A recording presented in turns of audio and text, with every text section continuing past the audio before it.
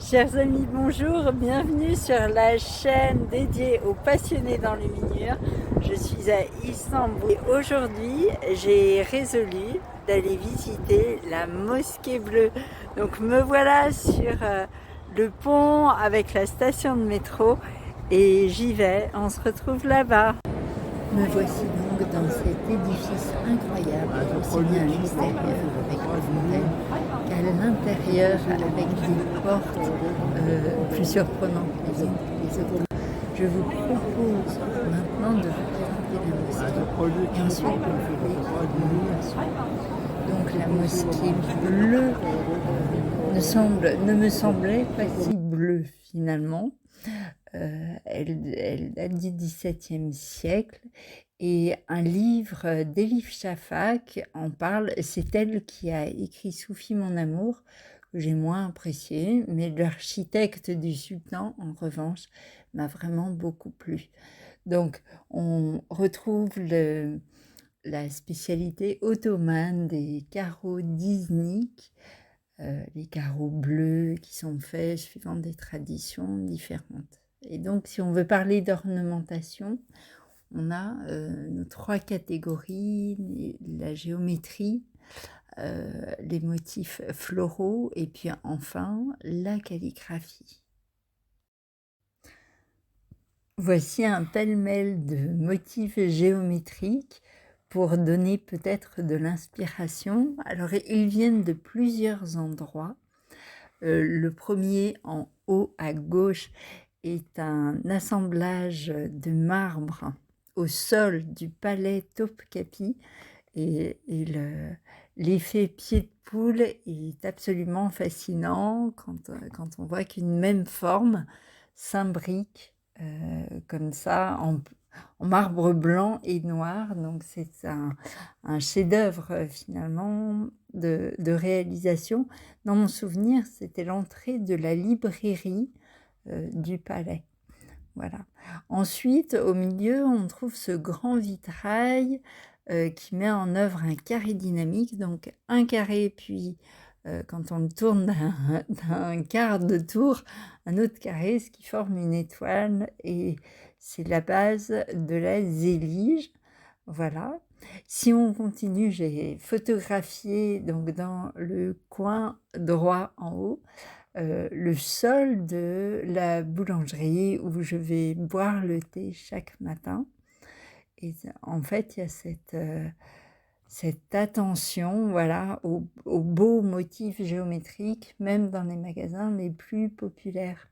Donc à la fois, on peut voir une croix, une étoile à 4 branches, mais au milieu, on retrouve ce motif de zélige.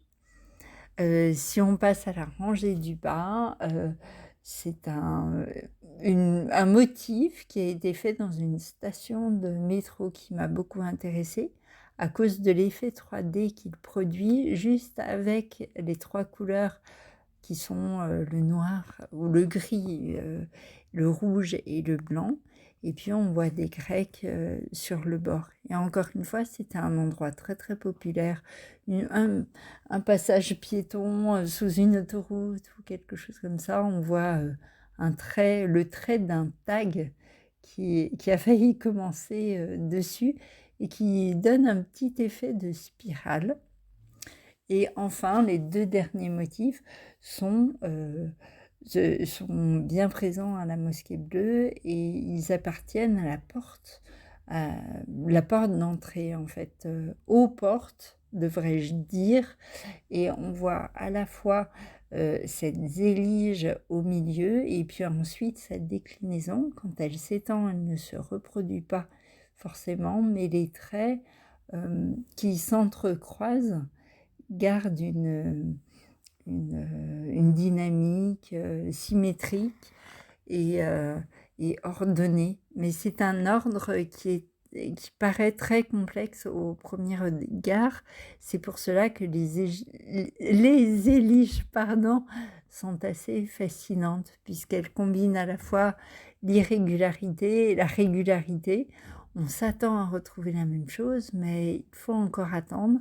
Et tout toute la porte est faite comme ça, avec juste une étoile centrale. Là, c'est le panneau inférieur, je crois, mais au-dessus, je ne sais pas, je vous la collerai peut-être par la suite, ou alors je pourrais vous l'envoyer sur demande. Et j'ai agrandi le coin pour montrer combien la bordure est travaillée, encore une fois avec un motif géométrique de chevron. Je ne sais pas comment appeler ça. On n'est pas dans l'entrelacs, les entrelacs existent aussi, mais plutôt dans le motif géométrique répétitif, la forme simple qui va être répétée infiniment et qu'on peut suivre du regard. Donc c'est pareil, elle est assez fascinante.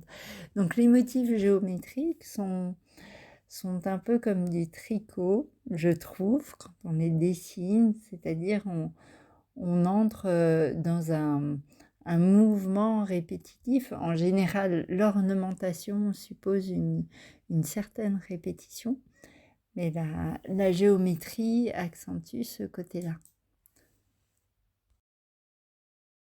Passons maintenant aux motifs floraux qui sont très présents, très, très interculturels, finalement, très représentatifs aussi, avec ce bleu, souvent utilisé par exemple dans les carreaux Disney. Là, j'ai été plus rapide.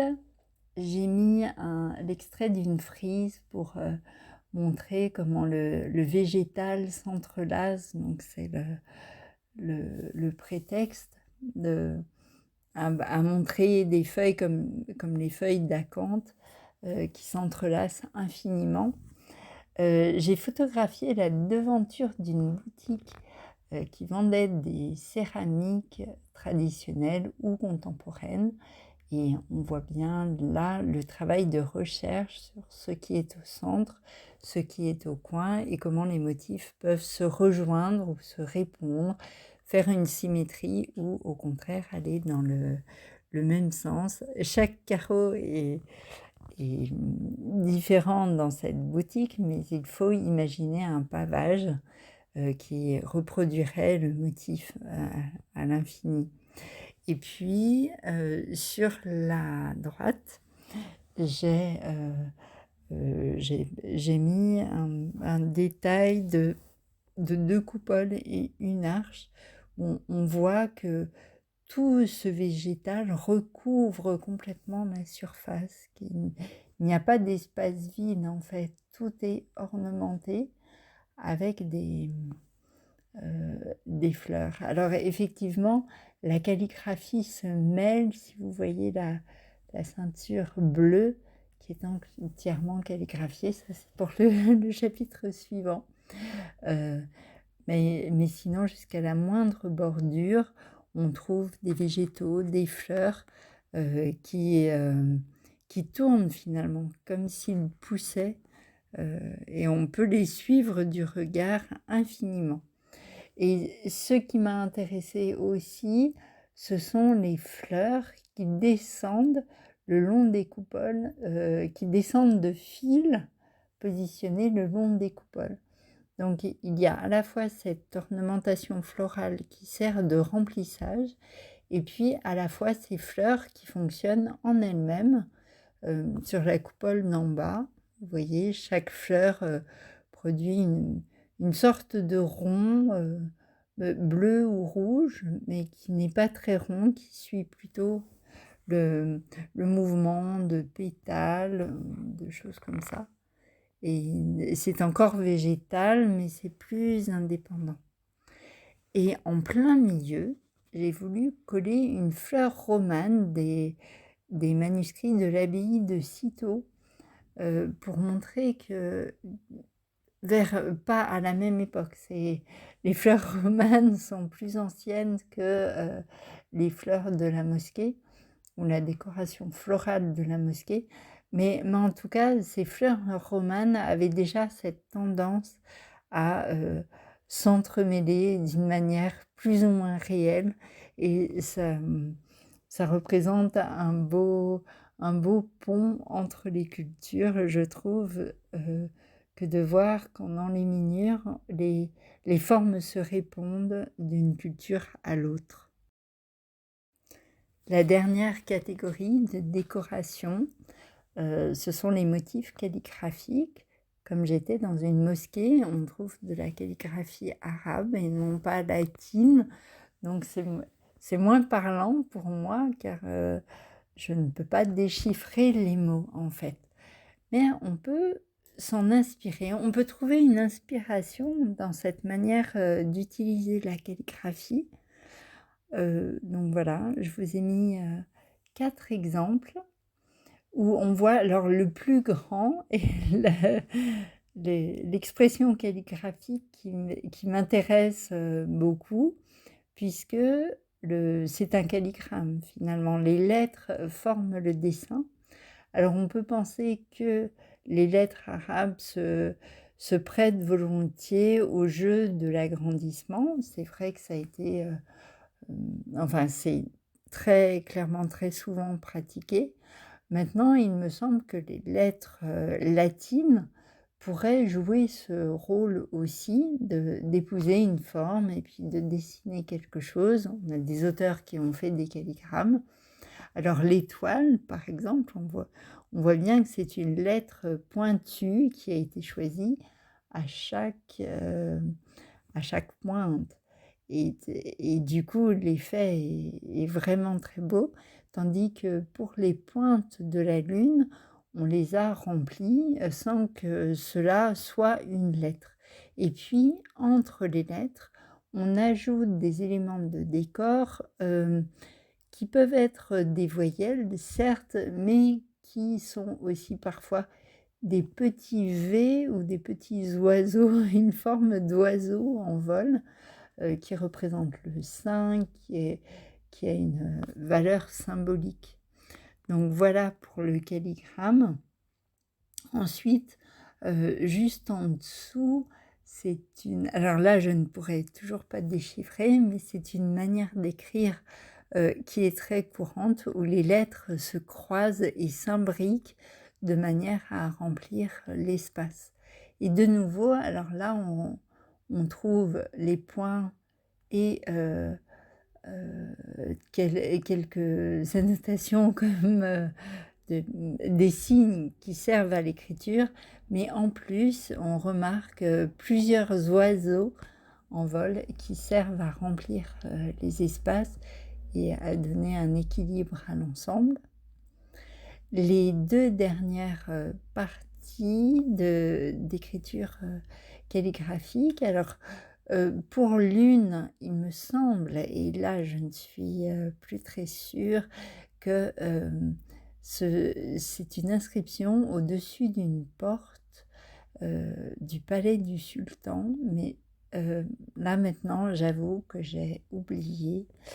En tout cas, on voit que l'écriture n'est plus entrecroisée, mais elle est comprise dans des cartouches qui sont tout simplement empilées. On a décoré l'espace entre les cartouches.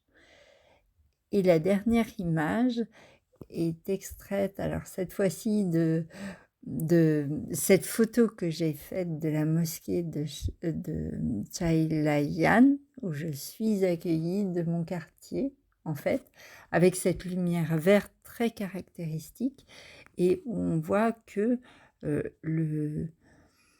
l'inscription principale est entourée de cercles, et dans ces cercles, on retrouve à la fois des motifs géométriques, par exemple des lignes, des doubles lignes, des petites tildes, et puis des motifs floraux. Donc là, ce n'est pas la calligraphie qui remplit, c'est toute l'ornementation qui met en valeur le mot qui est apposé au centre.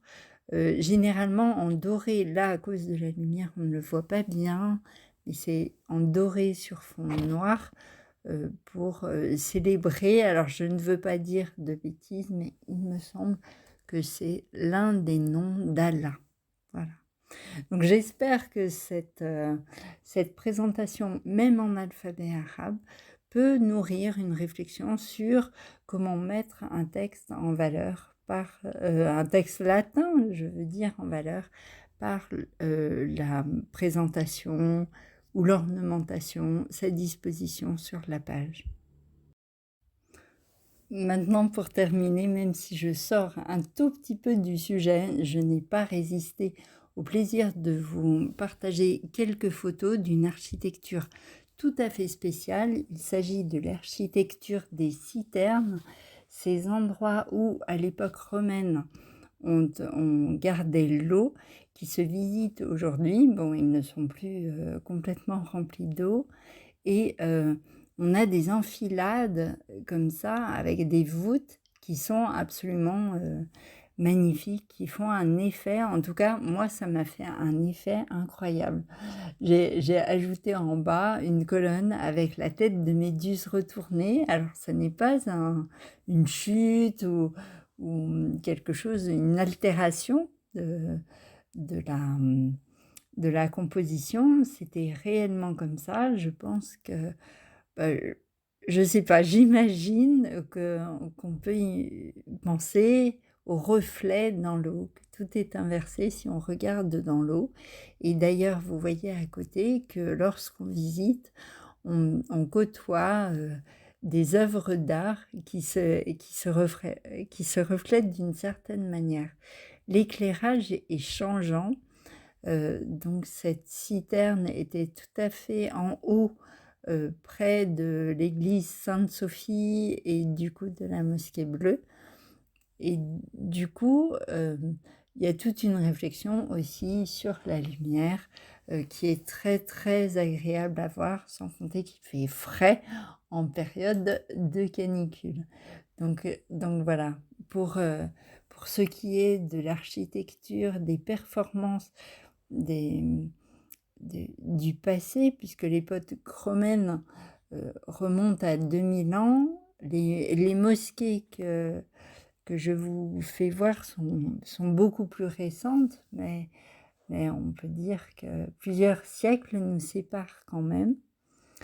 Et on est face à des chefs-d'œuvre d'harmonie, de calme, de paix, qui peuvent être de belles sources d'inspiration pour dessiner ou pour composer des images.